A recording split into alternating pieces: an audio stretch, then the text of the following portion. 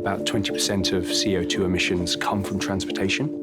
If you look at how many cars there are in the world today, about 1.2 billion, and you look at how we use them, which is individually and inefficiently, there's a huge cost to cities for that. There's a surge in uptake of electric vehicles, and customers are expecting to be able to use their vehicles wherever, whenever they like. If you don't have the infrastructure, people aren't going to switch to electric vehicles. People won't switch to electric vehicles unless the infrastructure's there. And so it's a really complex problem we need to solve. In the United Kingdom and in many countries around the world, fleets represent the lion's share of new vehicles that enter the car park in that country. Optimise Prime is bringing all these diverse partners together to unlock the transition of fleets to a decarbonised transport sector. We have the ability to embrace electrical vehicles in a major way into the way our business works today.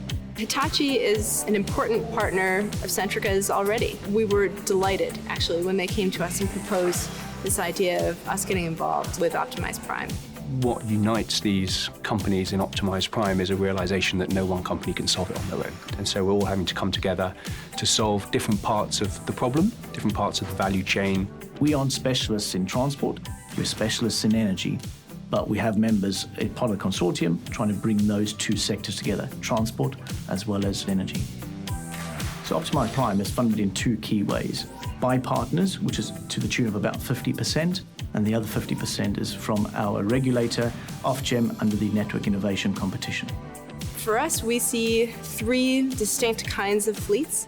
Those that charge mostly at home, like our fleet, those that charge mostly in depots, like Royal Mails, and those that will be heavily reliant on public charging infrastructure, like Uber's. The reality is that each fleet likely is going to need a combination of some of those three charging areas. Whether you have slow chargers, fast chargers, rapid chargers, they all present different challenges for the networks. All these different parameters for the data means then we'll have the most usable data set possible by saying, okay, if the company has a capacity of X amount at their site, the local grid has perhaps another capacity of X amount, and then if they were to use slow chargers, this is what the solution would look like. If they used fast chargers, it would change to this. This project is all about data. It's really exciting, Optimise Prime. The volumes of data, the biggest trial in the world on fleets, right? 3,000 vehicles. Together, all those data points means we can collectively inform the UK on how best to develop the overall EV infrastructure. I think once Optimise Prime finishes, it's just the foundation for more and more work to be done on electrifying fleets. Optimise Prime is ultimately saying go straight from your current diesel to an electric. So success would look like the volume of jumps over what we call a Euro 6 diesel in the UK.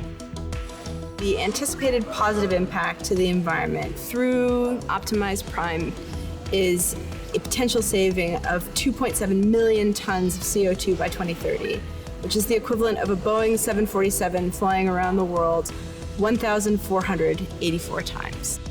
Over and above that, it's also going to deliver a reduced load on the overall network of 1.9 gigawatts, which is about 1 million homes. In the future, the cost of running an EV compared to running a diesel, that point will come where it is just good business sense as well to run it from a cost perspective. If we land on solutions that really work, other networks can then adopt that. Because the ultimate aim is clean air for everybody.